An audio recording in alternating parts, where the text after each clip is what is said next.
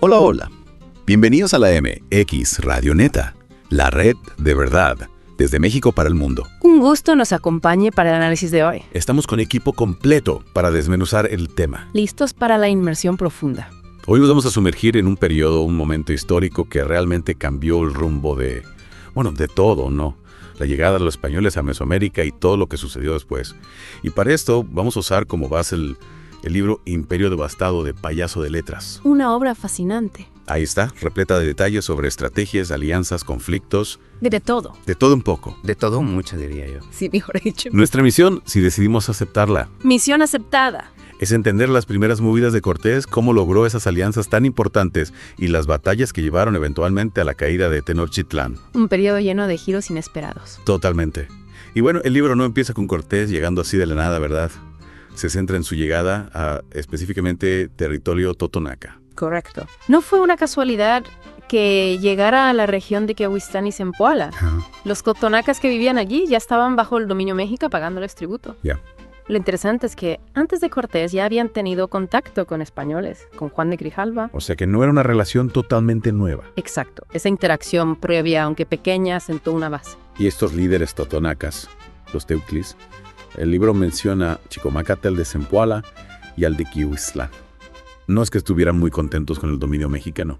Digamos que no era su situación ideal. La fuente describe una recepción bastante amigable hacia Cortés y sus hombres. ¿Amigable? Sí, Chicomacatel, a pesar de sus limitaciones físicas, y el Teoclli de Quiahuistlán lo recibieron bien. Ya veo.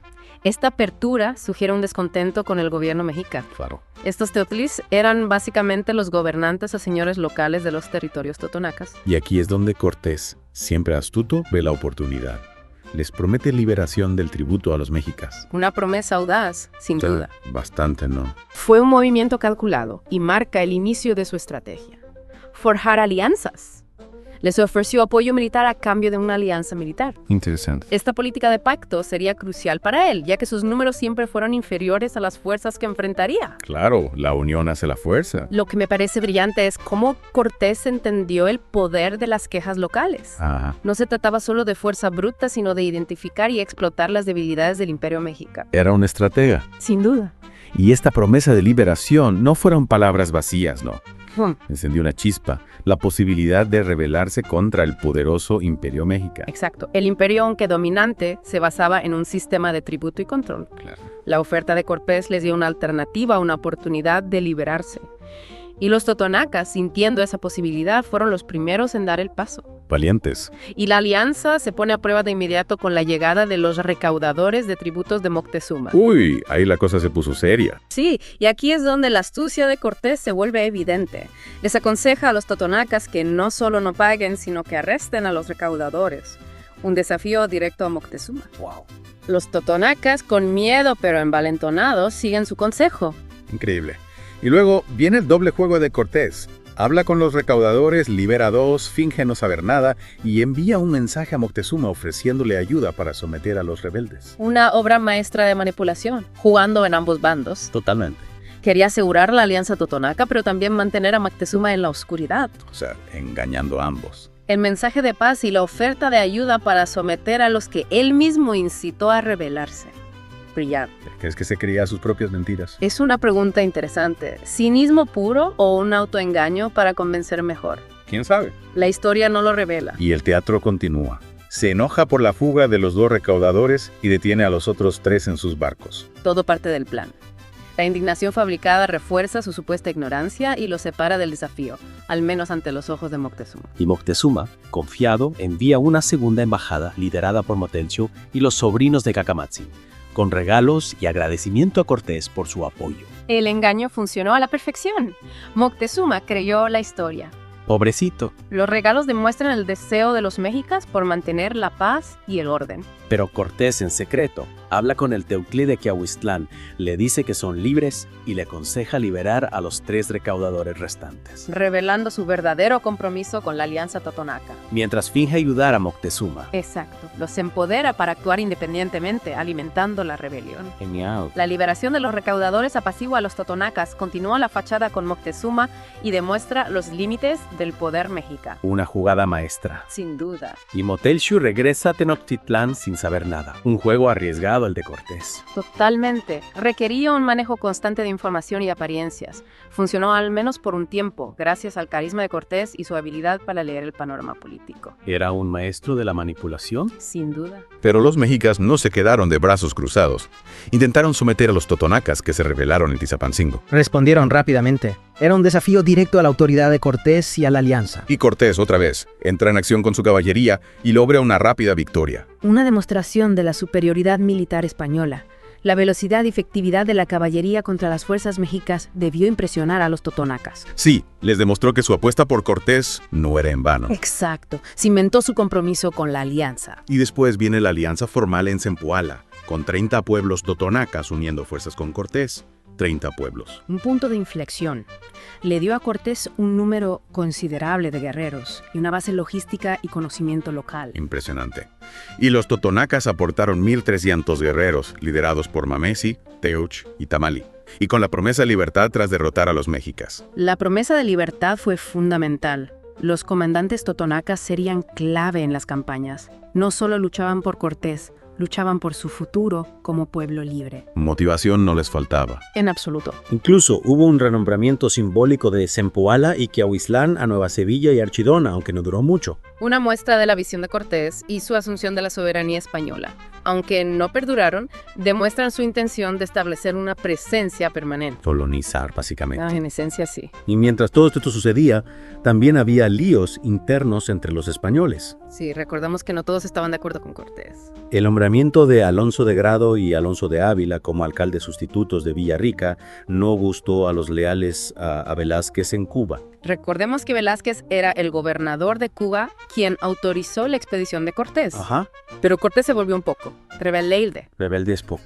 Bueno, digamos que actuó con mucha independencia. Ya. Y los leales a Velázquez vieron una oportunidad para volver a Cuba e informar sobre la insubordinación de Cortés. Y esto lleva a una conspiración con Fray Juan Díaz, Juan Velázquez de León y Diego de Ordaz, planeando el regreso a Cuba. Una seria amenaza al liderazgo de Cortés. Si desertaban, lo debilitaban y socavaban su autoridad. ¿Y Cortés cómo reaccionó? Convocó a un consejo de guerra. Las sentencias fueron duras. Ejecución para Juan Escudero y Diego Cermeño. Caray. Lesión en el pie para Gonzalo de Umbría y arresto para los demás. No se anduvo con juegos. Cortés no se andaba con rodeos. Demostró quién mandaba. Y los antiguos amotinados, al ser liberados, se volvieron leales a Cortés. El miedo es un motivador poderoso. Se dieron cuenta de que su mejor opción era seguir a Cortés. Por miedo o conveniencia. Probablemente ambas. Y lo que hace después es de película.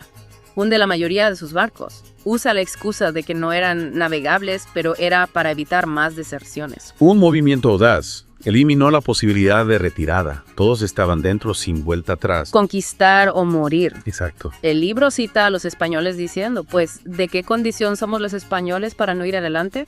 Y estarnos en partes que no tengamos provecho de guerra. Resume perfectamente la mentalidad de los conquistadores.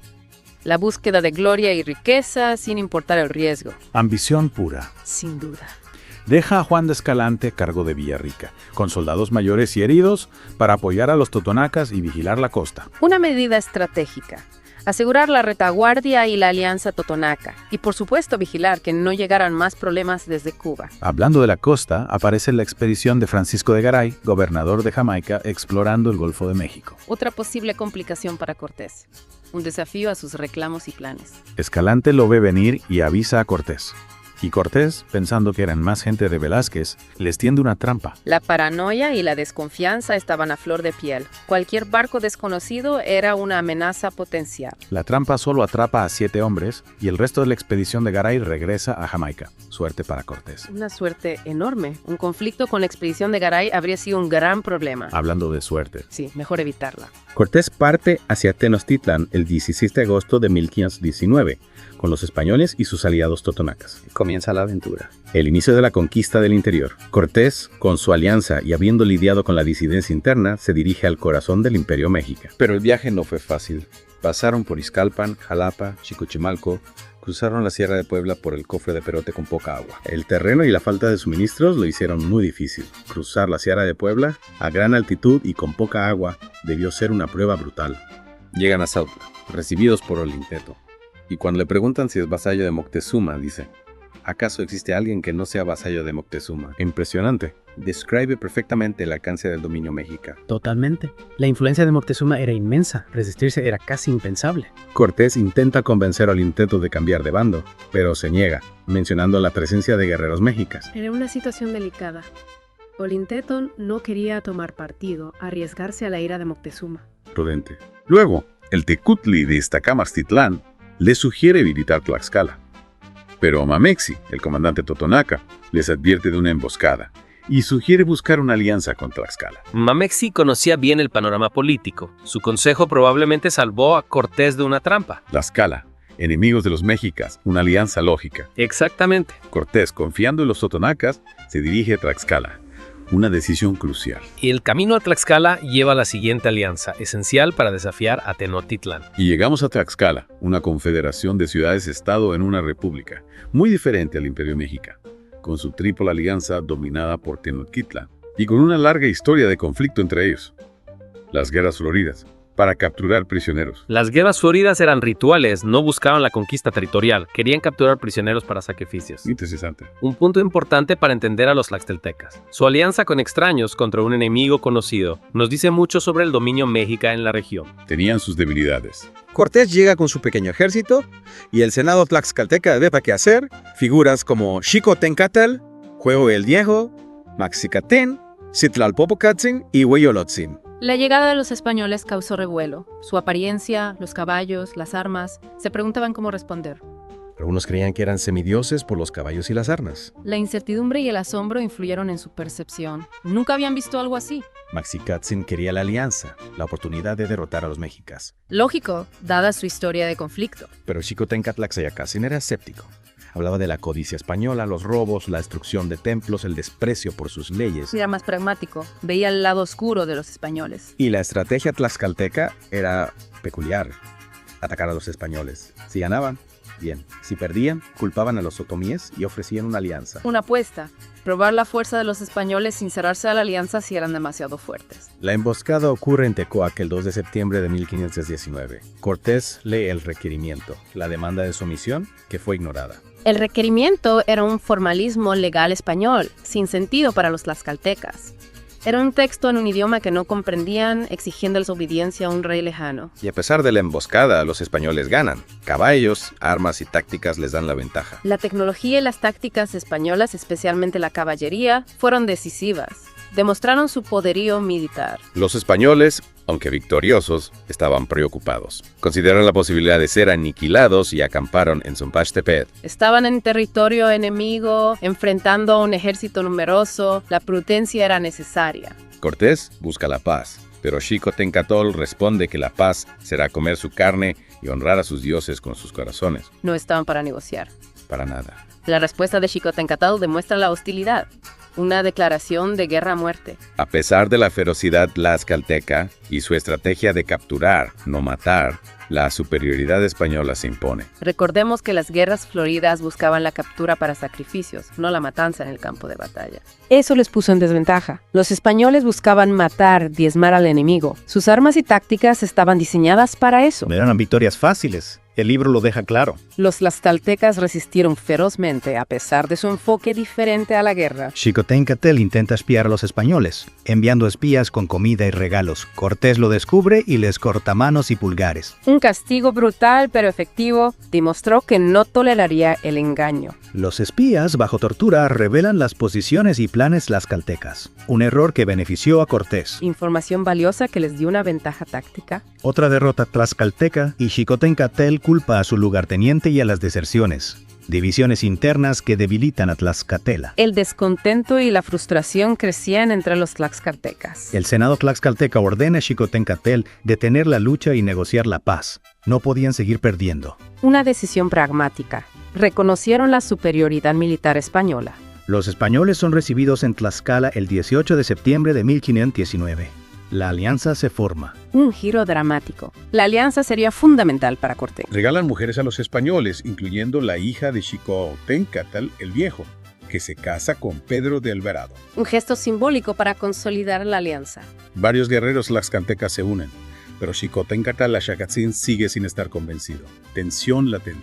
La desconfianza persistía, no todos estaban de acuerdo. Antes de Tenochtitlan, Cortés llega a Cholula, ciudad tributaria de los mexicas, con una gran población y devota a Quetzalcóatl. Un punto estratégico. Los tlaxcaltecas advierten a Cortés sobre los cholultecas. Desconfianza histórica entre ellos. Una delegación cholulteca recibe al ejército, pero los tlaxcaltecas, considerados enemigos, acampan fuera. División peligrosa. Tensión palpable. La separación de los aliados de Cortés crea un ambiente volátil. Hospitalidad inicial, pero las autoridades cholultecas evaden a Cortés siguiendo órdenes de Moctezuma para preparar una emboscada. Moctezuma jugando a dos bandas, regalos y emboscadas. ¿Por qué esa contradicción?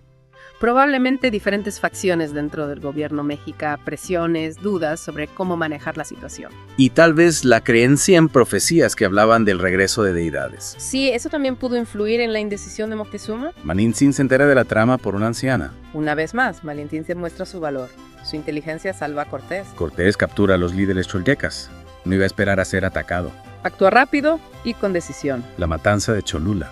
Más de 5 muertos en 5 horas. Españoles, tlaxcaltecas y totonacas. Un evento brutal. Un episodio terrible. Cortés lo justificó como un ataque preventivo, pero la masacre con tantos civiles sigue siendo controversial. Los guerreros mexicas no aparecen.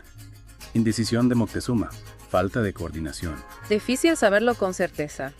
Quizás un error, quizás una estrategia para debilitar a los choltecas. Españoles se llevan oro y joyas, los indígenas toman sal y algodón. Diferentes motivaciones. Los españoles buscaban riquezas, sus aliados tenían otras prioridades. 14 días en Cholula. Una atmósfera tensa, sin duda.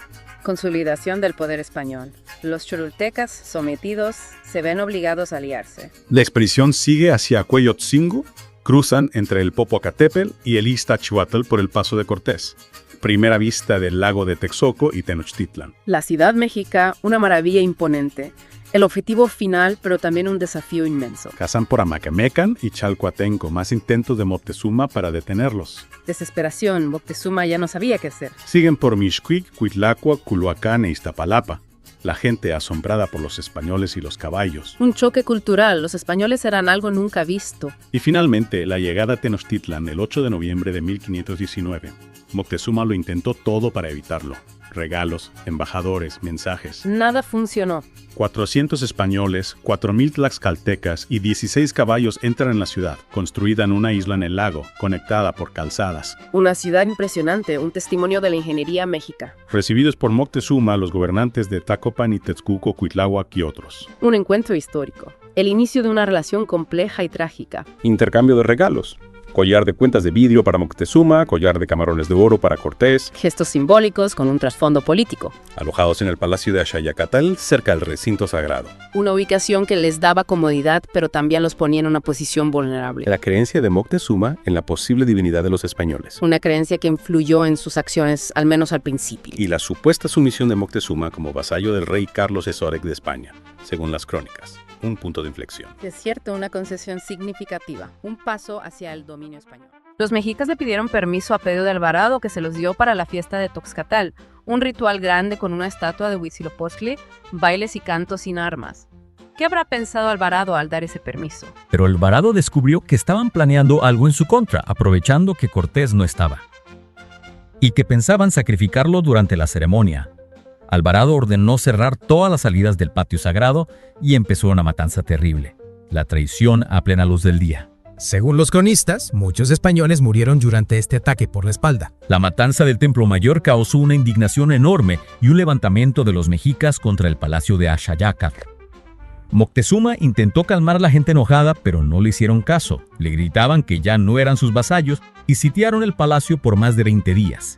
El pueblo se había hartado. ¿Y Cortés? De regreso en la ciudad, después de una pelea, Cortés se reunió con sus hombres en el palacio de Axayacatl que estaba sitiado. Según Díaz del Castillo, llegó con más de 1,300 soldados, caballos, ballesteros, artillería y más de 2,000 tlaxcaltecas. ¡Wow! Pedro de Alvarado tenía prisioneros a Moctezuma y algunos de sus hijos y sacerdotes. ¿Qué habrá sentido Cortés al volver y ver el caos? Después de estos sucesos, Moctezuma Xocoyotzin murió. Las crónicas no se ponen de acuerdo en la causa. Algunos dicen que los españoles lo mataron, otros que su propio pueblo lo hirió cuando intentaba calmarlos desde las murallas del palacio. Una muerte en medio de la confusión. 3 días después, Moctezuma murió por sus heridas. Su cuerpo y el Liscuaucín, señor de Tlatelolco, los aventaron fuera del palacio. Se dice que Cortés y sus capitanes lamentaron la muerte de Moctezuma, con quien habían creado una relación. ¿En serio? Y se dice que Moctezuma, moribundo, le pidió a Cortés que favoreciera a su hijo Chimalpopoca. ¿Habrá sido sincero ese lamento? El palacio seguía rodeado sin agua ni comida. El Tlatocan eligió a Cuitláhuac, hermano de Moctezuma, como el nuevo Tlatoani. En esas condiciones, Cortés se vio obligado a abandonar la ciudad, organizando una fuga nocturna donde intentaron llevarse todo el oro que pudieran. La desesperación era evidente. Los mexicas habían quitado los puentes de los canales para que no pudieran escapar. Cortés usó vigas del palacio para hacer puentes portátiles. Describen los cronistas cómo los españoles agarraban todo el oro y cosas de valor que podían. La noche del 30 de junio de 1520, la llamada Noche Triste, los españoles y sus aliados intentaron huir de Tenochtitlán. Una noche para el olvido. 80 tamemes tlaxcaltecas iban cargando el tesoro. Sandoval iba al frente, luego el tesoro con Cortés y Alvarado en la retaguardia. Pero los descubrieron y los atacaron desde canoas, sufriendo pérdidas terribles de hombres, caballos, artillería y casi todo el oro. Murieron como 800 españoles y muchos aliados indígenas, además de 40 caballos, la artillería, armas de fuego, espadas y la mayor parte del oro. Entre los muertos había gente importante como el capitán Juan Velázquez de León, Francisco de Morla, Francisco de Saucedo, Cacama, 2 de las hijas de Moctezuma y Chimalpopoca. Cortés mismo resultó herido en una mano. Los que sobrevivieron escaparon por la calzada de Tlacopan. Se cuenta del famoso salto de Alvarado en el puente de Toltacacalopan. Aunque no todos están de acuerdo en qué pasó, todos coinciden en que Cortés lloró por todo lo que perdieron. Hemos visto cómo la llegada de Cortés estuvo llena de alianzas, engaños y batallas. La alianza totonaca fue clave y los eventos hasta llegar a Tenochtitlán estuvieron llenos de giros. ¿Qué les ha impactado más? ¿La audacia de Cortés? ¿Las motivaciones tlaxcaltecas? O la ambigüedad de Moctezuma. Sus acciones, a veces contradictorias, son fascinantes. Es un periodo complejo. Sin duda. Y esta inmersión solo nos ha dado una pequeña muestra. Hay mucho más por descubrir. Mucho más. Los invitamos a seguir investigando, a leer, a cuestionar. A formar sus propias opiniones. Y hasta aquí la inmersión de hoy. Nos vemos en la próxima. Hasta pronto.